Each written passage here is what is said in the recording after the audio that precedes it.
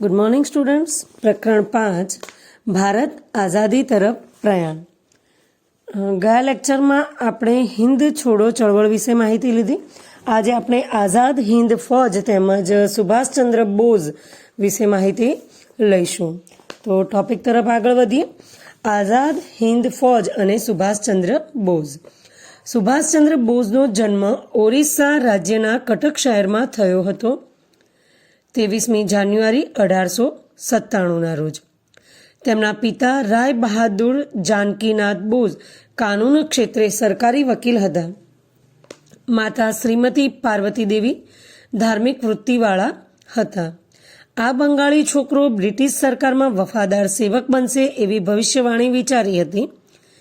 એટલે કે આ બંગાળી છોકરો લોકોને એમ હતું કે બ્રિટિશ સરકારનો વફાદાર સેવક બનશે એવું લોકોએ ભવિષ્યવાણી કરી હતી. જેણે ભારતની બ્રિટિશ હુકુમત સામે સ્વતંત્ર સેનાની તરીકે કામ કર્યું. એમને એમ હતું લોકોને કે ભાઈ આ બ્રિટિશ સરકારનો વફાદાર સેવક બનશે, પરંતુ સુભાષચંદ્ર બોઝે તો બ્રિટિશ હુકુમતની સામે સ્વતંત્ર સેનાની તરીકે કાર્ય કર્યું. કોલકાતાના પ્રેસિડેન્સી કોલેજમાં ખૂબ સારા ગુણથી પરીક્ષા પાસ કરી વધુ માર્ક્સ અર્થે તેઓ ઇંગ્લેન્ડ ગયા. ત્યાંથી ખૂબ અઘરી ગણાતી ICS એટલે કે ઇન્ડિયન સિવિલ સર્વિસની પરીક્ષા 4થા નંબરે ઉત્તીર્ણ કરીને તેઓ કોલકાતા પાછા આવ્યા. કોલકાતાની પ્રેસિડેન્સી કોલેજમાં અંગ્રેજ અધ્યાપક ઓટ દ્વારા રંગભેદની નીતિઓ અને ભારતીય વિદ્યાર્થીઓના અપમાનજનક વર્તન અને અભિમાનના કડવા અનુભવોએ તેમના માનસમાં ક્રાંતિના બીજ રોપ્યા. એટલે કે તેઓ જ્યારે કોલકાતામાં હતા પ્રેસિડેન્સી કોલેજમાં, તો એ સમયે અંગ્રેજ અધ્યાપક ઓટ દ્વારા જે ભેદભાવ રાખવામાં આવતો હતો, રંગભેદની નીતિ હતી, જે કાળા ગોરાની નીતિ હતી કે ભાઈ ભારતીયો પ્રત્યે જે ભેદભાવ રાખવામાં આવતો હતો તેની વાત છે. તો ત્યાં ભારતીય વિદ્યાર્થીઓની સાથે અપમાનજનક વર્તન કરવામાં આવતું હતું. અભિમાનના જે કડવા અનુભવો એમને થયા તેમનાથી તેમના માનસમાં ક્રાંતિના બીજ રોપાયા. તેમને ભારતના સ્વાતંત્ર્ય સંગ્રામમાં ખૂબ જ રસ હતો. તેઓ હિન્દ મહાસભાના સક્રિય કાર્યકર્તા બની ગયા. તેઓ રાષ્ટ્રીય સ્વરાજ પક્ષમાં જોડાયા. 1923માં ટૂંક સમયમાં જ યુવાનોના અતિ પ્રિય નેતા બની ગયા. સવિનય કાનૂનભંગની લડતમાં તેઓ મોખરે રહ્યા હતા અને જેલવાસ પણ વેઠ્યો હતો. 1938માં માત્ર 41 વર્ષની યુવાન વયે હરિપુરા કોંગ્રેસ અધિવેશનના પ્રમુખ સ્થાને નિમણૂક પામવા જેટલી લોકપ્રિયતા અને યોગ્યતા એમણે દર્શાવી હતી. આમ જોવા જઈએ તો સુભાષચંદ્ર બોઝ એક અદ્ભુત વ્યક્તિત્વ ધરાવનાર વ્યક્તિ હતા. તેમના વિશે આપણે જાણવા બેસીએ તો બહુ લાંબો ઇતિહાસ છે, પણ અહીં આપણને બહુ ટૂંકમાં માહિતી આપી છે એમના કાર્યો વિશે. એમના કાર્યો અને એમને જે આપણા દેશ માટે જે વિદેશમાં જઈને પણ જે પ્રયત્નો કર્યા છે તે ખૂબ જ ગૌરવ લેનારી બાબત છે. પરંતુ અહીંયા આપણને બધું બહુ શોર્ટમાં આપેલું છે, એટલે આપણે બહુ ટૂંકમાં એમના વિશેની માહિતી મેળવીને આપણે આગળ વધવાનું છે. બાકી એમના જીવન વિશેની વાત કરીએ તો ખૂબ જ લાંબી છે. એમને જે વિવિધ પક્ષોમાં જોડાયા છે, એમના અભ્યાસને લઈને જોઈએ અને આપણા દેશને આઝાદ કરવા માટે એમને જે પ્રયત્નો કર્યા છે તે જો વિગતે ભણવા જઈએ તો ખૂબ જ વિસ્તારપૂર્વક છે. એટલે અહીં આપણે બુકમાં આપ્યું છે તેટલી જ માહિતીને આપણે થોડી ધ્યાનમાં લઈને આપણે આગળ વધીશું. તો કે ભાઈ સુભાષચંદ્ર બોઝનો જન્મ ક્યાં થયો? તો ભાઈ કટક શહેરમાં. ક્યારે? તો 23 જાન્યુઆરી 1897માં. પિતાનું નામ રાય બહાદુર જાનકીનાથ બોઝ, માતા પાર્વતી દેવી. અને લોકોને એવું હતું કે આ બ્રિટિશ સરકારનો વફાદાર સેવક બનશે, તેની જગ્યાએ તો તેમણે બ્રિટિશ હુકુમતની સામે એટલે કે તેના વિરોધમાં સ્વતંત્ર સેનાની તરીકે એમણે કાર્ય કર્યું. કોલકાતાની પ્રેસિડેન્સી કોલેજમાં ખૂબ જ સારા ગુણ મેળવીને ઇંગ્લેન્ડ અભ્યાસ કરવા ગયા. ત્યારબાદ ખૂબ જ જે અઘરી ગણાતી પરીક્ષા છે ICS ઇન્ડિયન સિવિલ સર્વિસની પરીક્ષામાં 4થા નંબરે ઉત્તીર્ણ થયા અને કોલકાતા પાછા ફર્યા.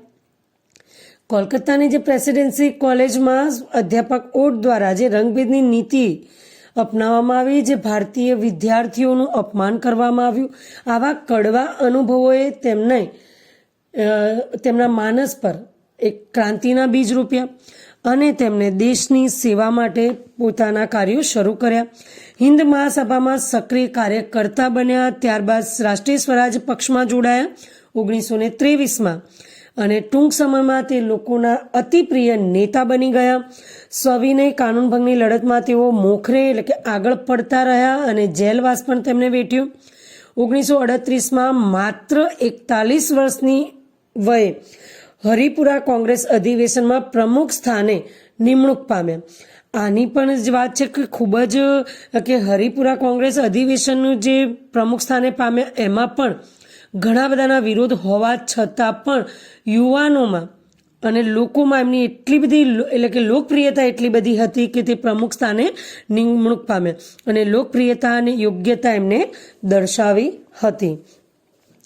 સુભાષબાબુના ઉદાત્ત વિચારોને ગાંધીજીના વિચારો સાથે ખાસ મેળ બેસતો ન હોવાથી તેમને ગાંધીજી સાથે મતભેદ થતા કોંગ્રેસ છોડી અને ફોરવર્ડ બ્લોક નામના નવા રાજકીય પક્ષની સ્થાપના કરી.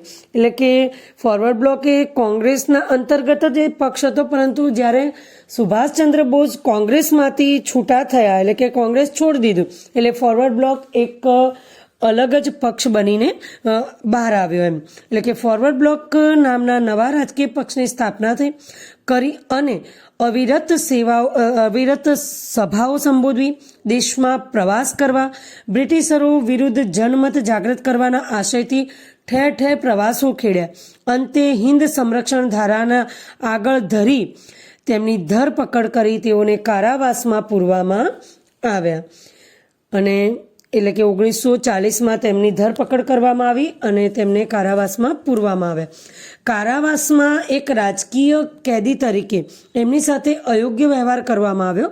એટલે કે અયોગ્ય વ્યવહારને કારણે તેમને આ મરણાંત ઉપવાસ આદર્યા. એટલે કે પોતે કશું જમશે નહીં, એટલે કે ઉપવાસ મૃત્યુ ન પામે ત્યાં સુધી તેમને ઉપવાસ આદર્યા. તેના લીધે તેમની તબિયત લથડી એટલે કે તેમની તબિયત લથડતા તેમને પોતાના નિવાસ સ્થાને નજરકેદ રાખવામાં આવ્યા. પરંતુ તેઓ પઠાણના છુપા વેશે કોલકાતાથી પેશાવર, કાબુલ, ઈરાન, રશિયા થઈ બર્લિન પહોંચ્યા. 28 માર્ચ 1942 ના રોજ એ બર્લિન પહોંચ્યા. અહીં આપણને બહુ ટૂંકમાં આપ્યું છે કે કોલકાતાથી લઈને પેશાવર, કાબુલ, ઈરાન, રશિયા અને ત્યાંથી થઈને બર્લિન તેઓ પહોંચ્યા. પરંતુ એમની આ યાત્રા છે ખૂબ જ સાહસજનક હતી કે એના વિશે જો આપણે વિસ્તારથી માહિતી મેળવીએ તો આપણને એમ થાય કે આટલું બધું સાહસ કદાચ આ વ્યક્તિ જ કરી શકે. એમણે જે દેશ માટે વિદેશમાં જઈને જે કાર્યો કર્યા છે ખૂબ જ આદર ભાવ ઉત્પન્ન કરે તેવા છે. એટલે કે કોલકાતાથી પેશાવર, કાબુલ, ઈરાન, રશિયા થઈને બર્લિન તેઓ પહોંચ્યા. જર્મનીમાં તેમનું ભારતીયોએ ઉષ્માભર્યું સ્વાગત કર્યું. એટલે કે જર્મનીમાં કારણ કે વિદેશમાં પણ આપણા ભારતીયો જ્યાં જ્યાં વસ્યા છે ત્યાં પણ તેઓ મળ્યા. એટલે કે જર્મનીમાં જ્યારે તેઓ ગયા ત્યાં આપણા જે ભારતીયો જે ત્યાં રહે છે એટલે કે ભારતીયોએ પણ તેમનું ઉષ્માભર્યું સ્વાગત કર્યું. બર્લિન રેડિયો પરથી તેમણે પોતાના દેશ બાંધવોને બ્રિટન સામે જિહાદ જગાડવાનો અનુરોધ કર્યો. એટલે કે બર્લિન રેડિયો પરથી તેમને બ્રિટનની સામે એટલે કે દેશ બાંધવોને પોતાના દેશ બાંધવોને બ્રિટનની સામે આંદોલન કરવા માટે એનો વિરોધ કરવા માટે એટલે જિહાદ કરવાનો અનુરોધ એમને કર્યો, જિહાદ જગાવવાનો. જર્મનીમાં હિટલર સાથે ભારતની આઝાદી વિશે ચર્ચા કરી. તેઓએ પહેલા રોમ અને પેરિસમાં સ્વતંત્ર ભારતને લગતા લશ્કરી એકમો સ્થાપી 3000 ભારતીયોની ભરતી કરી. ભારતમાંથી છટકીને જાપાનમાં વસેલા હિન્દી ક્રાંતિકારી રાસ બિહારી બોઝે બધા મંડળોને સાંકળતી એક સંસ્થા સ્થાપી હતી. તેનું નામ હતું ઇન્ડિયન ઇન્ડિપેન્ડન્સ લીગ. એટલે કે ભારતમાંથી છટકીને જાપાન વસેલા હિન્દી ક્રાંતિકારી રાસ બિહારી બોઝે બધા મંડળોને સાંકળતી એક સંસ્થા ઇન્ડિયન ઇન્ડિપેન્ડન્સ લીગ નામે એક મધ્યસ્થ એક કેન્દ્રની એક સંસ્થા સ્થાપી હતી. તેણે ભારતની સ્વાધીનતા પ્રાપ્ત કરવા માટે આઝાદ હિન્દ ફૌજ ઊભી કરવાનો નિર્ણય લીધો. તેમણે એક નિર્ણય લીધો કે ભારતને આઝાદી આપવા માટે એક નવી ફૌજ તૈયાર કરવી, આઝાદ હિન્દ ફૌજ. આ નિર્ણય લેવામાં આવ્યો તેમાં વિશ્વમાં જુદા જુદા દેશોમાં વસતા હિન્દીઓ એટલે કે ભારતીયો જેવા કે મલાયા, જાપાન, ચીન, સુમાત્રા, જાવા, હોંગકોંગ, બોર્નિયો, અંદમાન, બ્રહ્મદેશ વગેરે જગ્યાએથી 100 જેટલા પ્રતિનિધિઓએ હાજરી આપી. એટલે કે અલગ અલગ દેશમાંથી જ્યાં જ્યાં આપણા ભારતીયો વસે છે ત્યાંથી 100 જેટલા પ્રતિનિધિઓએ ત્યાં હાજરી આપી. અને જેમાં જાપાનના હાથમાં યુદ્ધ કેદી તરીકે પકડાયેલા મોહનસિંગે આ પરિષદમાં હાજરી આપી, જેમાં રાસ બિહારી બોઝ પ્રમુખ તરીકે ચૂંટાયા. એટલે કે એક સભાનું આયોજન કરવામાં આવ્યું, એક પરિષદનું આયોજન કરવામાં આવ્યું. ત્યાં વિવિધ દેશોમાં રહેતા આપણા ભારતીયો છે એમના પ્રતિનિધિ રૂપે 100 જેટલા પ્રતિનિધિઓ આ પરિષદમાં હાજર રહ્યા.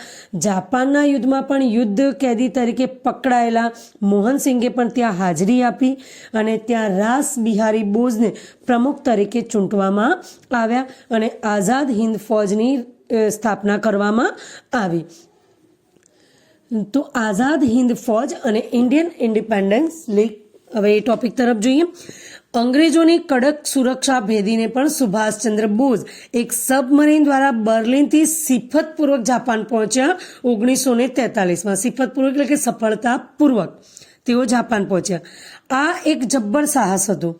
ત્યાં રાસ બિહારી બોઝે હિન્દ મુક્તિના આ ફૌજ ઇન્ડિયન ઇન્ડિપેન્ડન્સ લીગની સર્વોચ્ચ નેતાગીરી સુભાષચંદ્રને સંભાળી લેવાનું આમંત્રણ આપ્યું. એટલે કે અહીં સુભાષચંદ્ર બોઝ એક સફળતાપૂર્વક જાપાન પહોંચ્યા એક સબમરીન દ્વારા, તો આ એક ખૂબ જ મોટું સાહસ હતું. અને રાસ બિહારી બોઝે હિન્દની મુક્તિ માટે એટલે કે ભારતની આઝાદી માટે જે ફૌજ ઇન્ડિયન ઇન્ડિપેન્ડન્સ લીગની જે સર્વોચ્ચ નેતાગીરી હતી એ સુભાષચંદ્ર બોઝને સોંપી એમને સંભાળી લેવાનું આમંત્રણ આપ્યું. આ ફૌજ માત્ર હિન્દી સૈનિકોને અને હિન્દી અધિકારીઓની જ અને ભારતીય મુક્તિ માટે લડશે તેમ નક્કી થયેલ, જેમાં જાપાન અને અગ્નિ એશિયાના હિન્દીઓની પણ મદદ મળી. એટલે કે આ ફૌજ માત્ર ને માત્ર ભારતની આઝાદી માટે લડશે. તો અને તેમાં જાપાન અને અગ્નિ એશિયાના જે ભારતીયો છે જે ત્યાં હિન્દીઓ રહેતા હતા તેમની પણ તેમને મદદ મળી. જાપાનીઝ લશ્કર હિન્દમાં આગળ વધે તેમ તેમને કામચલાઉ સરકાર ત્યાં રચીને તેનો વહીવટ તેમને સોંપશે અને જાપાન તેને માન્યતા આપશે. અને નક્કી કરવામાં આવ્યું કે જાપાનીઝ લશ્કર હિન્દમાં આગળ વધશે. એટલે કે આ જે લશ્કર છે એ હિન્દમાં જ્યારે આગળ વધે તેમ તેમ કામચલાઉ સરકારની રચના કરવાની. કામચલાઉ સરકાર એટલે કે કોઈ પણ એવા કે વ્યક્તિઓને અમુક હોદ્દો આપવામાં આવે, જેમ કે પ્રમુખ છે કે ભાઈ એક સેનાપતિ તરીકે કે મતલબ એક ફૌજના વડા તરીકેની એક નિયુક્તિ છે, પ્રમુખની નિયુક્તિ છે. તો આ પ્રકારે એક કામ ચલાવ સરકારની રચના કરવી અને ત્યાંનો વહીવટ તેમને સોંપવો અને જાપાન પણ તેને માન્યતા આપશે. એટલે કે જાપાન સંપૂર્ણ રીતે તેને સપોર્ટ કરશે. તો આ રીતે સુભાષચંદ્ર બોઝે કામચલાઉ સરકારની રચના પણ કરીને આ રીતે તેઓ આગળ વધ્યા. સુભાષચંદ્ર જાપાનથી સિંગાપુર ગયા ઈસવીસન 1943ની 2 જુલાઈ, એટલે કે 2 જુલાઈ 1943ના રોજ તેઓ જાપાન ગયા. ત્યાં સર્વસંમતિથી એટલે કે 4 જુલાઈ 1943ના રોજ બધાની સંમતિથી ઇન્ડિયન ઇન્ડિપેન્ડન્સ લીગના પ્રમુખ તરીકે તેમની વરણી થઈ. સાથોસાથ રાસ બિહારી બોઝે ઇન્ડિયન નેશનલ આર્મી INA એટલે કે ઇન્ડિયન નેશનલ આર્મી તેમજ આઝાદ હિન્દ ફૌજના વડા તરીકે સ્વેચ્છાએ નિવૃત્તિ લઈ સુભાષચંદ્ર બોઝની આઝાદ હિન્દ ફૌજના વડા તરીકે નિમણૂક કરી. એટલે કે રાસ બિહારી બોઝે પોતાના પ્રમુખ પદેથી રાજીનામું આપ્યું, એટલે કે નિવૃત્ત થઈને એમને સુભાષચંદ્ર બોઝને તેના વડા બનાવ્યા. એટલે કે આઝાદ હિન્દ ફૌજ એ કે ભાઈ દ્વિતીય વિશ્વયુદ્ધ દરમિયાન ભારતીય રાષ્ટ્રવાદી એટલે કે રાસ બિહારી બોઝ અને મોહનસિંહ દ્વારા એક શરૂ કરવામાં આવેલી એક દળ હતું જે ભારતીયો માટે લડશે.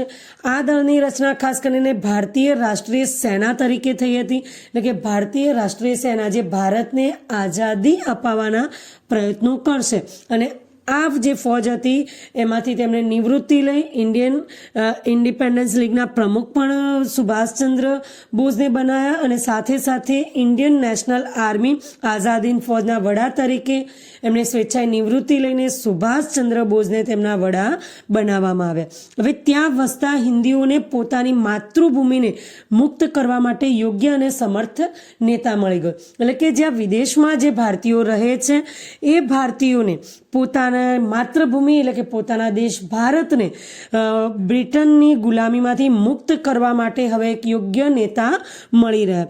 ત્યારથી સુભાષચંદ્ર બોઝને તેમણે નેતાજીનું હુલામણું નામ આપ્યું। એક વાલથી એમને એક નેતાજી જેવું નામ નેતાજી એ હુલામણું નામ આપવામાં આવ્યું। નેતાજીએ સૈનિકોને ચલો દિલ્હી, તુમ મુझे खून दो मैं तुम्हें आज़ादी दूंगा અને જય હિન્દના સૂત્રો આપ્યા।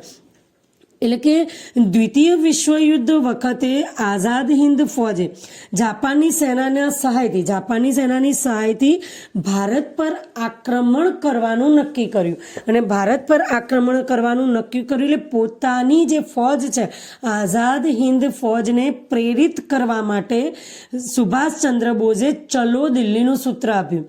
ચલો દિલ્હીનું સૂત્ર આપ્યું, સાથે સાથે તુમ મુझे આઝાદી દો मैं तुम्हें तुम मुझे खून दो मैं तुम्हें આઝાદી દૂંગા એવું સૂત્ર આપ્યું અને જય હિન્દના સૂત્રો પણ સુભાષચંદ્ર બોઝે આપ્યા। પોતાના કુશળ માર્ગદર્શન દ્વારા આરઝી હુકુમત એટલે કે સમાંતર સરકારની રચના કરી। આરઝી હુકુમત એ શું છે? તો ભાઈ આરઝી હુકુમત એટલે કે આઝાદ હિન્દ સ્વતંત્ર ભારતની અંતિમ સરકાર, એક એવી સરકાર રચી કે જે ભારતને આઝાદી અપાવવા માટે પ્રયત્ન કરશે। તો પોતાના કુશળ માર્ગદર્શન દ્વારા આરઝી હુકુમતની રચના કરી। દક્ષિણ પૂર્વ એશિયાના દેશોનો પ્રવાસ કરીને ત્યાંના ભારતીયો પાસે માતૃભૂમિની સ્વતંત્રતા કાજે તેમણે સર્વસ્વનું બલિદાન આપવાની માંગણી કરી। એટલે કે દક્ષિણ પૂર્વ એશિયા, ભારત ક્યાં આવેલું છે કે દક્ષિણ એશિયાના દક્ષિણ ભાગમાં, તો દક્ષિણ પૂર્વ એશિયાના જે દેશો છે એનો પ્રવાસ કરીને ત્યાંના ભારતીયોને પોતાની માતૃભૂમિની સ્વતંત્રતાના માટે પોતાનું સર્વસ્વ બલિદાન કરવું પડશે તેવી તેમણે માંગણી કરી। એટલે આ જ રીતે તેમણે આ સૂત્રો સાથે લોકોને પ્રેરિત કર્યા અને ભારતને આઝાદ કરવાના પ્રયત્નો તેમણે કર્યા। હવે સુભાષચંદ્ર બોઝ દ્વારા કામ ચલાવ સરકારની સ્થાપના, જેમ આપણે આગળ વાત થઈ કે જેમ જેમ જાપાનીઝ લશ્કર આગળ વધશે, જેમ જેમ એ ભારત તરફ કૂચ કરશે, જેમ જેમ આગળ વધશે તેમ તેમ તે કામ ચલાવ સરકારની સ્થાપના કરશે। તો સુભાષચંદ્ર બોઝ દ્વારા કામ ચલાવ સરકારની સ્થાપના કરવામાં આવી। આઝાદ હિન્દ ફોજનું નેતૃત્વ સંભાળતાની સાથે સુભાષચંદ્ર બોઝે કામ ચલાવ સરકારની રચના કરી, જેમાં તેઓ વડાપ્રધાન અને લશ્કરના સર્વોચ્ચ વડા બન્યા। તેઓ પોતે જ વડાપ્રધાન પણ બન્યા અને લશ્કરના સર્વોચ્ચ વડા તરીકે પોતે પોતાનો હોદ્દો સંભાળ્યો। હિન્દની આ કામ ચલાવ સરકારને જાપાન, જર્મની, ચીન, ઇટાલી, બર્મા વગેરે દેશોએ માન્યતા આપી। આ સરકારે હિન્દી ભાષાને રાષ્ટ્રીય ભાષા અને રાષ્ટ્રધ્વજ તરીકે તિરંગો ધ્વજ એમને સ્વીકાર્યો। આવક માટે જાપાનની સહાય, સ્વૈચ્છિક ફાળો, મિલકત વેરો રાખવાનું નક્કી થયું। નેતાજીએ 1943માં આંદમાન નિકોબાર ટાપુની મુલાકાત લીધી। ત્યાં પણ તેમણે આક્રમણ કરીને અંગ્રેજો પાસેથી આંદમાન નિકોબાર જીતી લીધા અને આ ટાપુઓને અનુક્રમે તેમને શહીદ અને સ્વરાજ્ય નામ આપ્યા। અહીંયા શબ્દ આવ્યો છે કે અનુક્રમે એટલે કે આગળનો જે ક્રમ છે અંદમાન નિકોબાર, તો એ અનુક્રમે એટલે કે અંદમાન માટે શહીદ અને નિકોબાર માટે સ્વરાજ્ય, એટલે અનુક્રમે શબ્દ આપવામાં આવ્યો છે। એટલે કે નેતાજીએ 1943માં અંદમાન નિકોબાર ટાપુની મુલાકાત લીધી, અંગ્રેજો પાસેથી એ જીતી લીધા અને તેમને શહીદ અને સ્વરાજ્ય તેવા નામ પણ આપ્યા। હવે છે અંતિમ તબક્કો, સુભાષબાબુની શહીદી। નેતાજીના નેતૃત્વ હેઠળના સૈન્યની ટુકડીએ રંગૂન, પ્રોમ અને કોહિમા, જે હાલના નાગાલેન્ડની રાજધાની છે, વગેરે પ્રદેશો કબજે કર્યા 1944માં। તદુપરાંત તેમણે ઇમ્ફાલ, જે હાલમાં મણિપુરની રાજધાની છે, તેને પણ જીતી લીધું।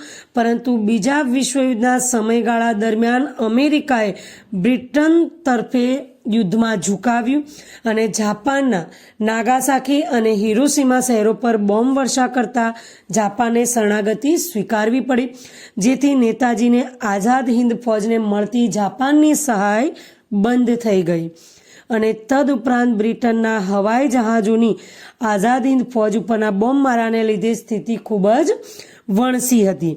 નેતાજી સુભાષચંદ્ર આ કપરી પરિસ્થિતિમાં વિમાન મારફતે બેંગકોક સાયકોન ફોર્માસા ટાપુના તાઇવાન વિમાન મથકે પહોંચ્યા, પણ ત્યાં વિમાનના અકસ્માતથી આગ લાગતા હોસ્પિટલ સારવાર દરમિયાન અવસાન પામ્યા 18 ઓગસ્ટ 1945ના રોજ. અલબત્ત સુભાષ બાબુ એટલે તેમ છતાં પણ સુભાષ બાબુનું આ વિમાન અકસ્માતમાં અવસાન થયું તે બાબત આજે પણ એક વણ ઉકેલ્યું રહસ્ય છે. એટલે કે જાહેર કરવામાં આવ્યું કે 18 ઓગસ્ટ 1945ના રોજ તેઓ મૃત્યુ પામ્યા, પરંતુ આ એક રહસ્ય છે. તેના માટે ઘણી બધી ઘણા આયોગોની રચના કરવામાં આવી, તેમાં તપાસ પંચ દ્વારા ઘણું બધું ચકાસવામાં આવ્યું. ત્યારે એવી પણ ચકાસણી થઈ કે એ સમય દરમિયાન તાઇવાનમાં કોઈ વિમાન અકસ્માત થયો જ નહોતો. એટલે આ એક વણ ઉકેલું રહસ્ય છે, પરંતુ આખરે એ સ્વીકારી લેવામાં આવ્યું કે સુભાષ બાબુ વિમાન અકસ્માતમાં મૃત્યુ પામ્યા છે. પરંતુ આ એક વણ ઉકેલ્યું જ રહસ્ય છે, કારણ કે સુભાષ બાબુ કેવી રીતે મૃત્યુ પામ્યા તેના ચોક્કસ પુરાવા હજી સુધી મળ્યા નથી. તો આમ સુભાષચંદ્ર બોઝે આપણા દેશને આઝાદ કરાવવા માટે જે પ્રયત્નો કર્યા છે, તેમાં આઝાદ હિન્દ ફૌજ દ્વારા જે ભારત પર બ્રિટિશરો પર જે આક્રમણ કરવાના જે એમના પ્રયત્નો હતા, એમની જે ફૌજ દ્વારા જે વિવિધ પ્રદેશોને પણ કબજે કરવામાં આવ્યા, તેમજ એમનો જે મૃત્યુની જે વાત છે કે તે વિમાન અકસ્માતમાં મૃત્યુ પામ્યા છે, એ પણ એક રહસ્ય બની રહી ગયું છે. તો આ રીતે સુભાષચંદ્ર બોઝની ખૂબ જ ટૂંકમાં આપણને માહિતી આપી છે, પરંતુ તે માહિતી દ્વારા આપણે તેમના દેશ માટે કરેલા પ્રયત્નોને આપણે સમજી શકીએ છીએ. હવે આપણે આ જે પ્રશ્ન છે તે તમને વિસ્તારથી પણ પૂછી શકે છે કે આઝાદ હિન્દ ફૌજ વિશે સવિસ્તર ચર્ચા કરો, અથવા સુભાષ બાબુના જીવન અને ભારત દેશની આઝાદી માટે કરેલા પ્રયત્નોને સવિસ્તાર સમજાવો, એ રીતે પણ પૂછી શકે, અથવા એમાંથી કોઈ પણ ટૂંકમાં પણ જવાબ મળે એવા પ્રશ્નો પણ પૂછી શકાય છે. તો હવે આપણે મળીશું નેક્સ્ટ લેક્ચરમાં નવા ટોપિક સાથે. ત્યાં સુધી રજા લઈએ. Thank you.